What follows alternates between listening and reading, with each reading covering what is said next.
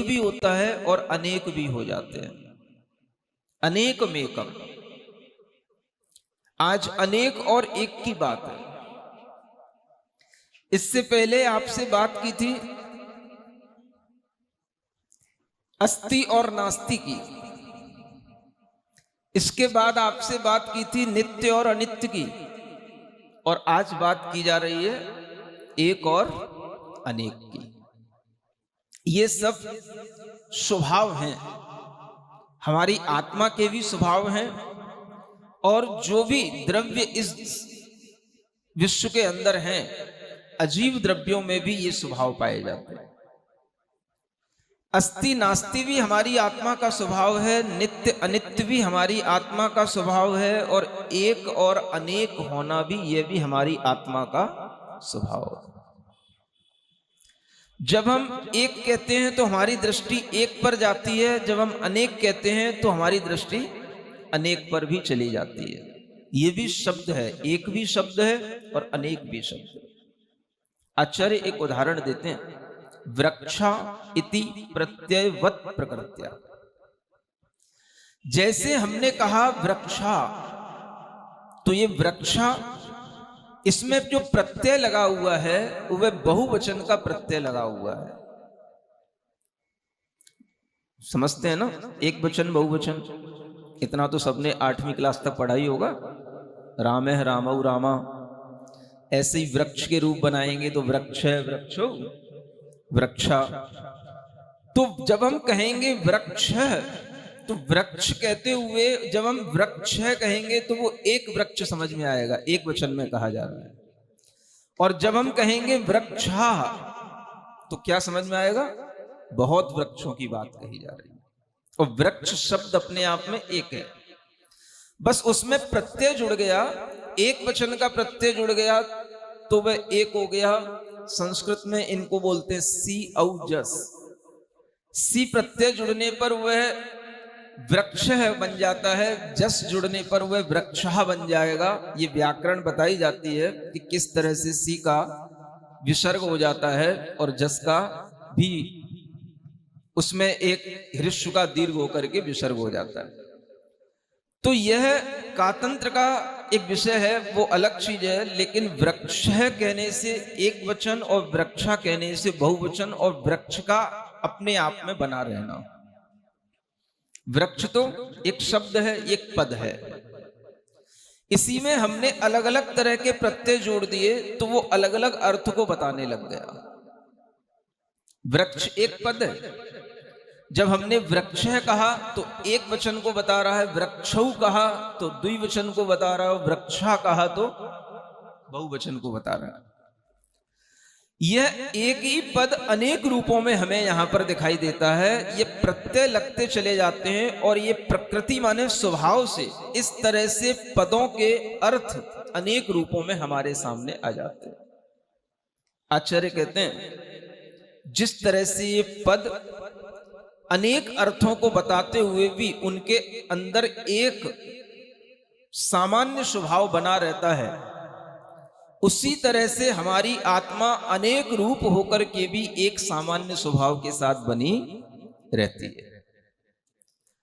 वृक्ष भी एक पद है, आत्मा भी एक पद है, मनुष्य भी कहें तो एक पद है। अब इन पदों पर हम अनेकता को बनाते चले जाएं, इनके अनेक रूप बनाते चले जाएं। कैसे बनते हैं? जब हम कहते हैं वृक्ष, तो सामान्य से वृक्ष हमारे सामने आ जाते हैं। सिर्फ वृक्ष कहने से क्या आएगा? वृक्ष, ट्री। वृक्ष कैसा होता है? तो ट्री होगा तो उसमें एक मेन ट्रंक होगा, ब्रांचेज होंगी उसकी। ये बस वृक्ष का एक कॉमन रूप हमारे सामने आ गया। इसको बोलते हैं सामान्य। क्या बोलते हैं?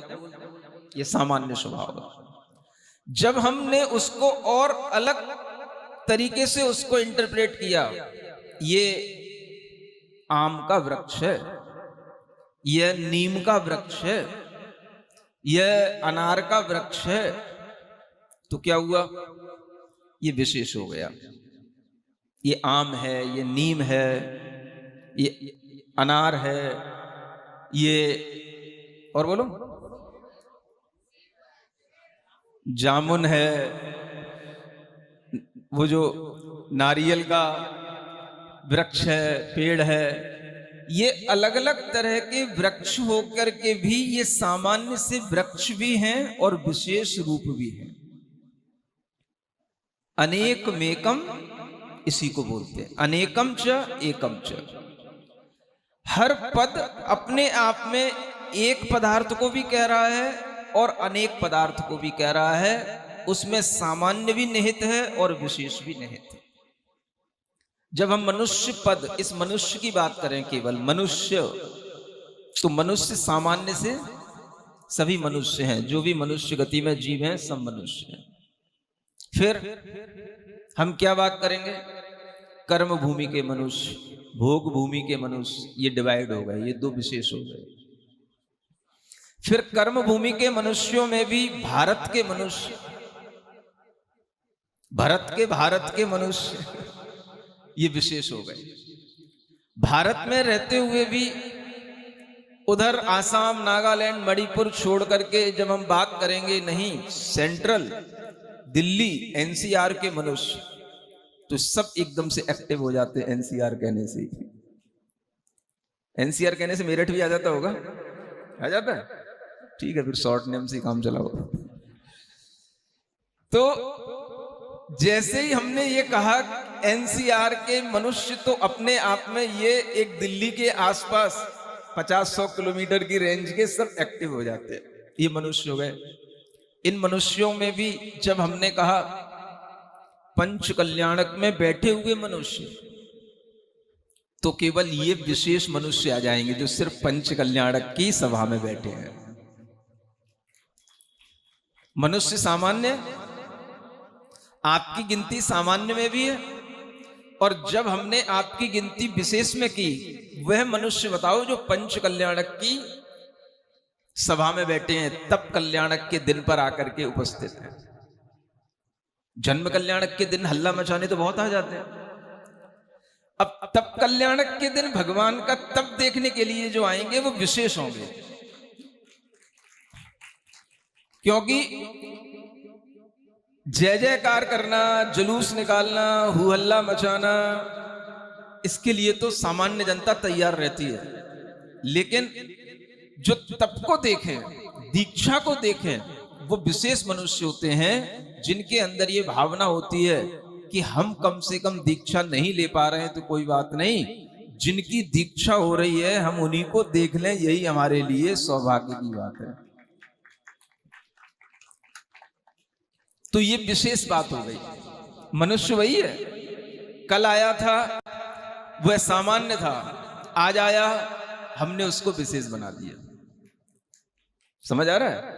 इस सभा के अंदर मनुष्य बैठे हैं, सब सामान्य से देखो सब मनुष्य हैं, और कब एक कह दो, एक नाम बोल दो, लखनऊ वाला बंदा खड़ा हो जाए तो वो खड़ा हो जाएगा एकदम से, लखनऊ वाला ही खड़ा होगा, फिर तो अपने आप में विशेष हो जाता है।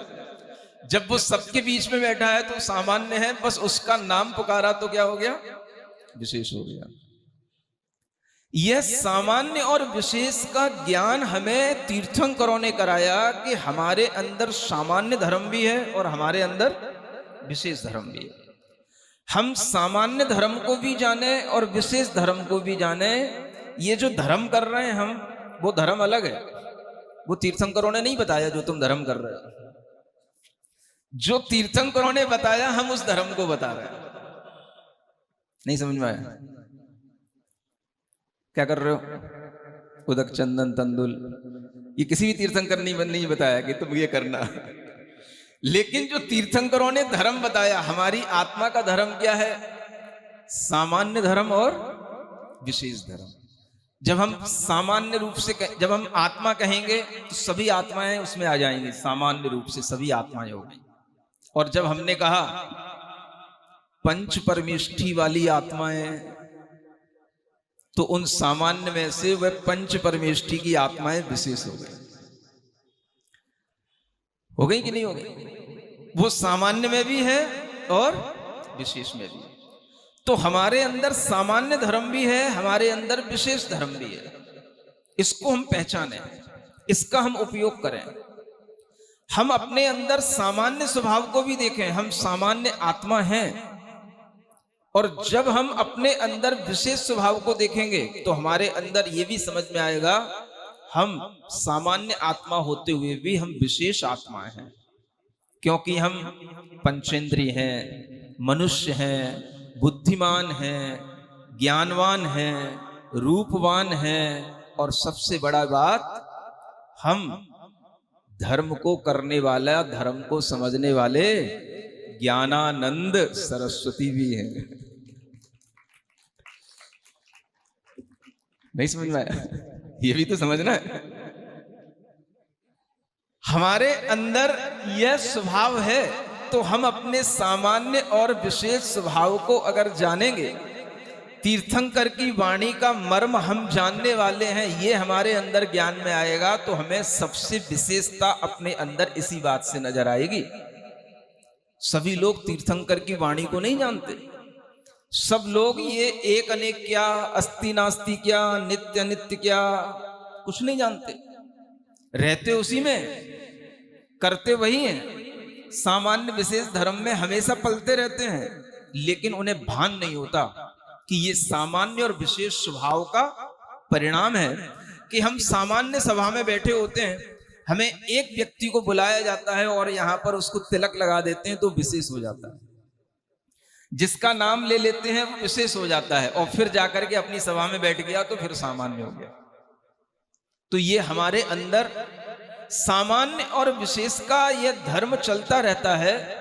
हमें कोई बुलाए या ना बुलाए, लेकिन हम सामान्य और विशेष रूप अपने आप को मानते रहें, अपने अंदर अनुभव करते रहें।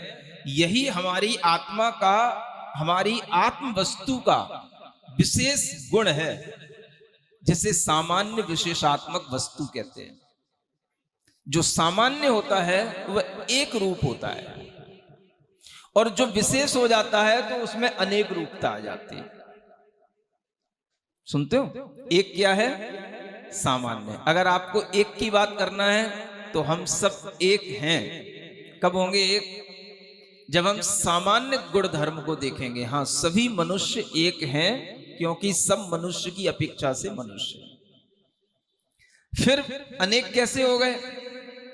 तो अनेक भी हो गए, अपने अपने आचरण की पद्धति से अनेक हो गए, अपने अपनी मान्यताओं के अनुसार अनेक हो गए, अपने अपने व्यवहार से अनेक हो गए, अपने अपने देश या अपने अपने रहन सहन के स्तर के माध्यम से, विचारों के माध्यम से वह अनेक रूप भी हो गए।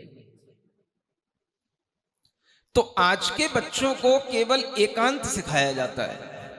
हम सब एक हैं। खास तौर से बेटियों को सिखाया जाता है। ये इसलिए सिखाया जाता है ताकि बेटियां किसी भी धर्म में किसी भी तरह से संकर दोष के साथ में संक्रमण करके अपना धर्म छोड़ दें। एकांत सिखाया जाता है बेटियों को, विशेष रूप से उनके दिमाग में भर दिया जाता है सभी पुरुष एक ही हैं, भेद व्यवहार क्यों करना, हमारा मन जिससे होगा हम उससे शादी कर लेंगे, हम उसको अपना फ्रेंड बना लेंगे, आप कौन होते हैं हमारे बीच में बोलने वाले। तो उनको ये दिमाग में भरा जाता है एक कूटनीति के माध्यम से, राजनीति के माध्यम से, स्कूली शिक्षाओं में इस तरह से उन्हें सेकुलरिज्म के माध्यम से सिखाया जाता है कि हम सब एक हैं। ये सीख बुरी नहीं है, लेकिन ये एकांत की सीख है, ये मिथ्यात्व को बढ़ाने वाली सीख है। एक भी हैं, अनेक भी हैं। अलग अलग स्टैंड पॉइंट से अगर हम देखेंगे तो हम अनेक भी हैं, और एक हो जाएंगे तो भी वस्तु स्वभाव शून्य हो जाएगा, अनेकता का भी एकांत मान लेंगे तो भी वस्तु शून्य हो जाएगी। इसलिए आचार्य कहते हैं हम अनेकम एकम, अनेक को भी ध्यान में रखो, एक को भी ध्यान में रखो। एक इसलिए है हम सब मनुष्य हैं, फिर अनेक किसी पर्टिकुलर पॉइंट ऑफ व्यू से देखोगे हम अनेक हैं।